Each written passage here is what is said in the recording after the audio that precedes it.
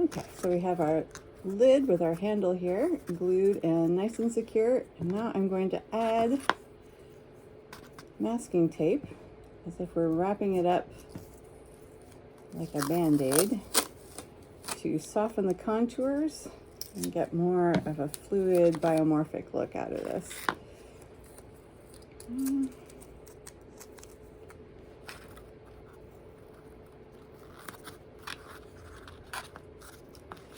The nice thing about the masking tape is that it will stick to and follow your form, but we can pull off pieces that will flow over and conceal some of the sharp edges.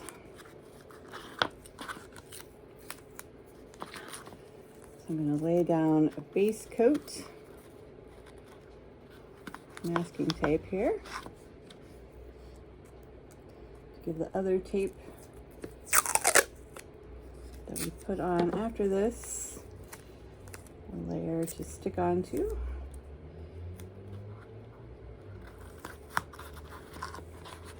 And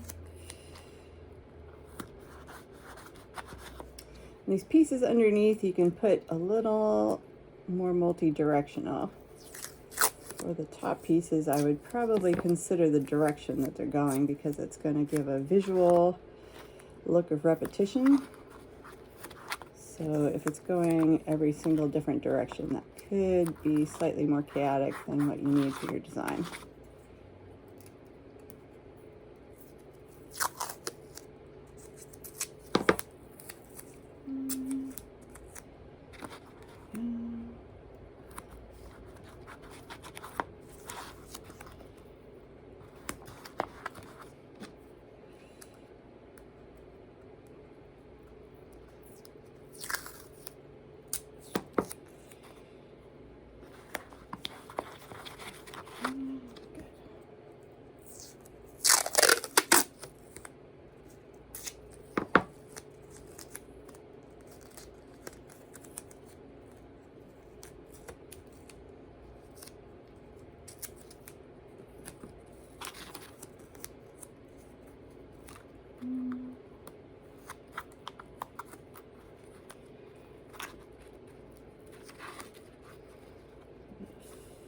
Fold that under there carefully.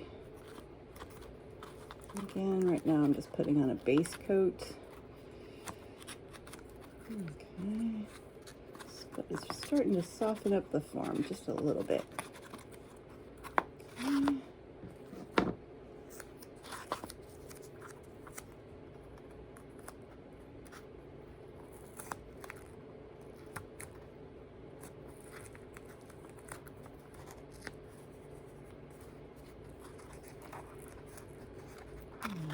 Pull in the excess underneath there, gets it out of the way. Starts to cover up the underside of the handle.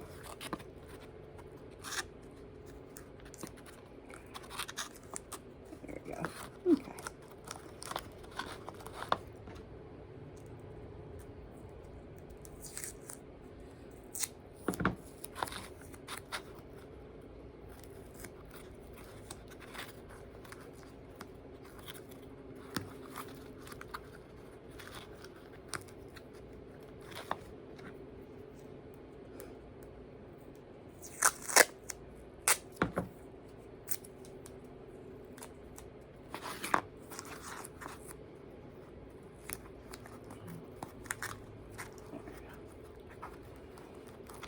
Okay. I'm going to take a few shorter pieces and start to secure this on, but I'm wrapping them a little more loosely.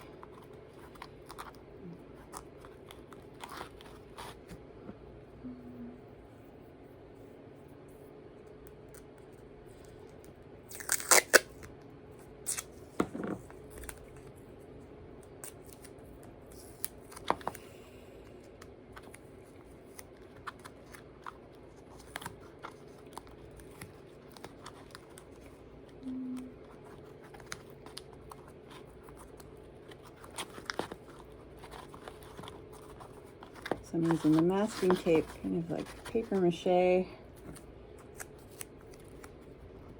sculpting with it. Just taking that excess and wrapping it over. If you have little pieces that stick out where you don't need them or want them, you can just take a little nail scissors and clip off the ends.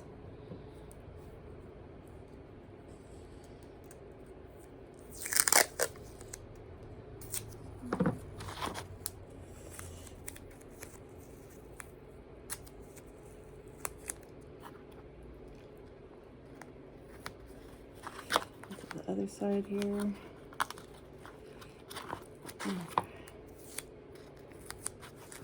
So I'm taking those pieces and just taping them so this little piece here is a little bit free of the cardboard and just hanging out, giving me kind of an angle. If it feels insecure, I can place it in a little further, but I'm letting that drape just a little bit. And then the subsequent pieces of masking tape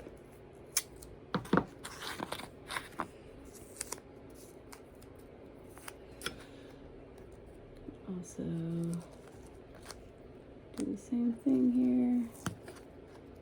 Okay, so we're working on a structure layer here. Just subtly starting to pop out our angles, round out our contours a little more so they're not as abrupt.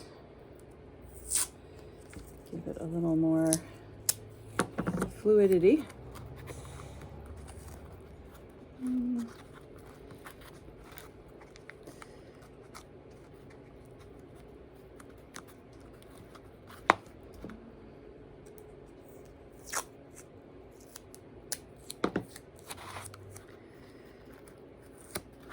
So if you absolutely have nothing in your life but glue, cardboard, and tape, you can still do quite a bit of sculpture.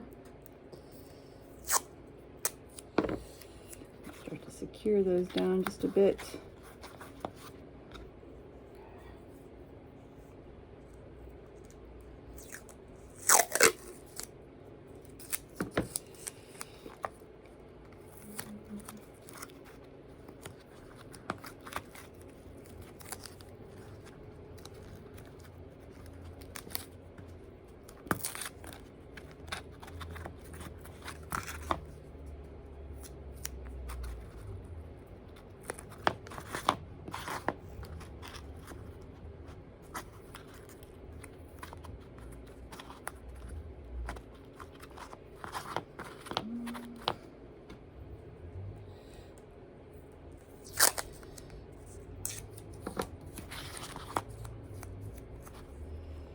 So how much tape you put on sort of depends on you and your design and how much you want to conceal the underside of the structure there. You could put on quite a bit and make a very fluid and biomorphic figure.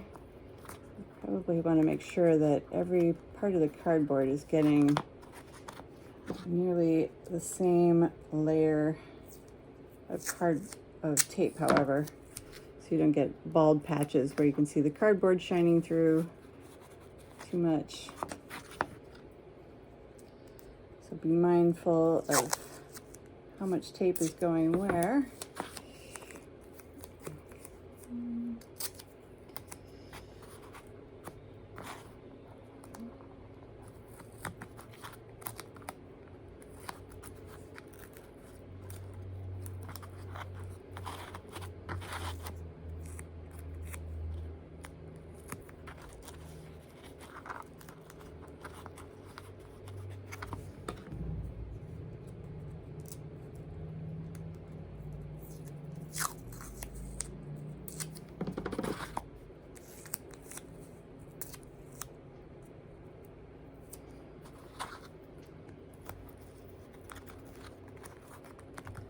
So I'm just pinching and folding, using this to mold it into place. You can rip smaller strips if you want to, using to patch over smaller areas where you don't need quite as much tape.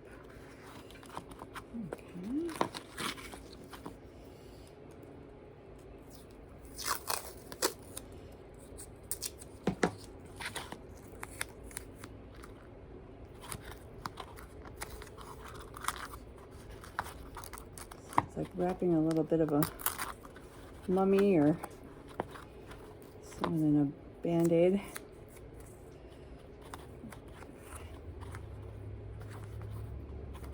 So on the handle there.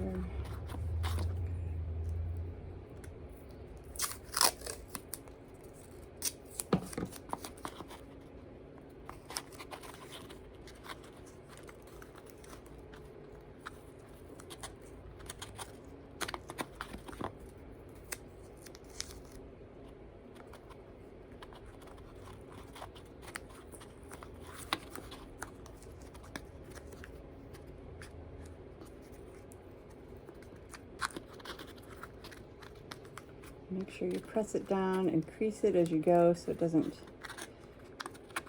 throw out too many folded corners that stick out from your design. Okay. Okay. Now I'm going to even out the surface of the lid there.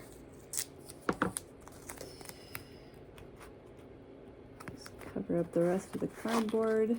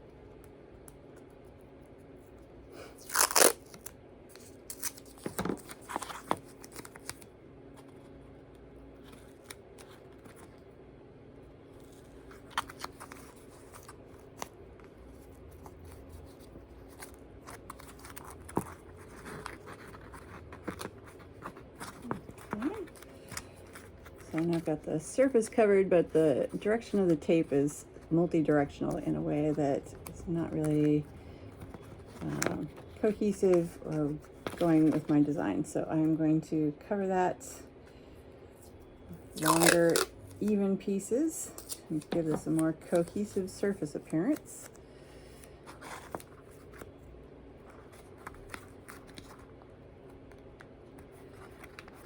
I want to make sure that they're all running in one direction.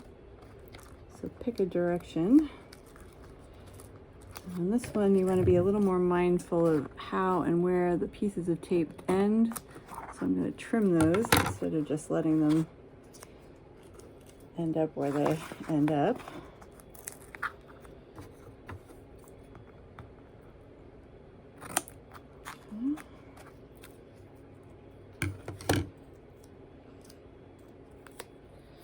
That might generate a little excess tape. I usually hang on to those if I'm working on a lot of different projects because it'll usually end up that you'll need another piece of tape for something in a small area. So I like to salvage those.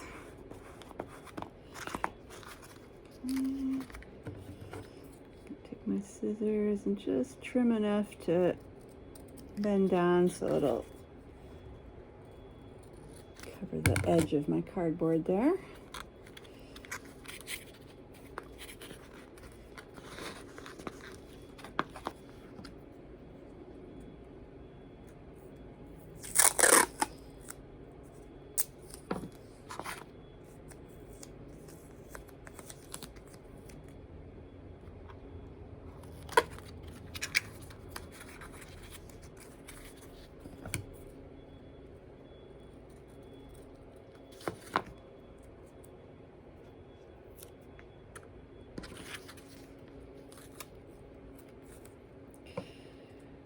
So I'm leaving a little bit of excess, just trimming off a little curve there. So I'm going to push that down.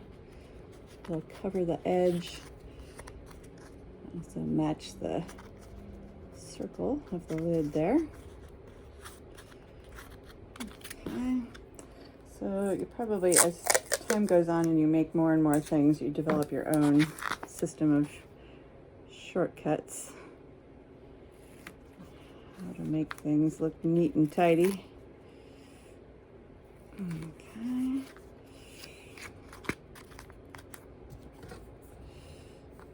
I'm going to cut a nice crescent.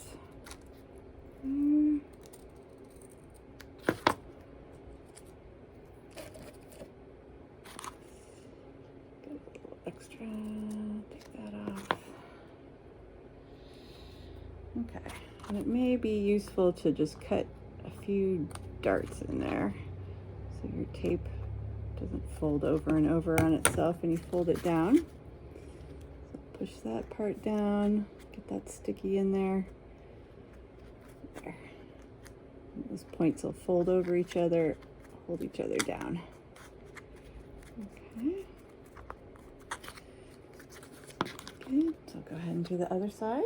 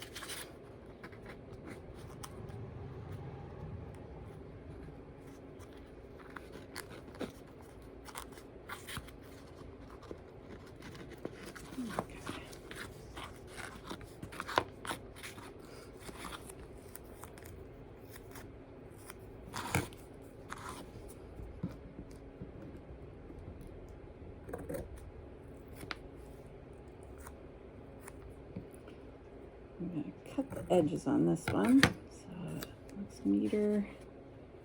And that's going against the grain of our pattern here. It'll look more visually cohesive. With the cleaner edges there. Okay.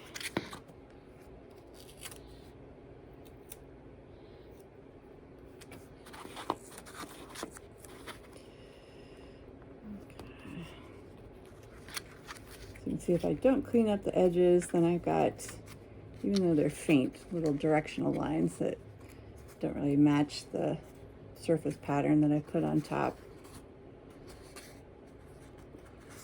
This one looks a little tidier, so I was able to cut it.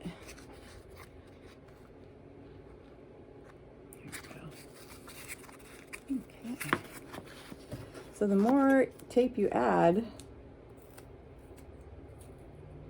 as I said, the more you can soften the edges. I would say after the first couple layers, I would trim pieces to be a little more intentional to the direction that you want the tape to travel in. That's where some of your little excess pieces can come in handy, because you can just use those to contour smaller, more directed areas. And again, after we do that, to neaten up the surface, we probably want to do a layer that's just one direction of tape to cover everything. Okay.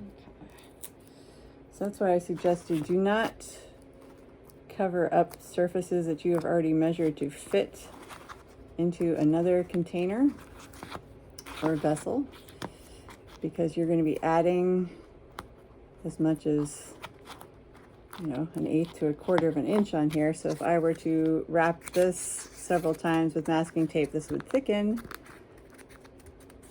this lid and it would no longer fit inside of our opening. So we've got just a little give there, but not so much that if I were to cover that with half again as much thickness of the material, that would prevent my piece from fitting in the opening there. Okay.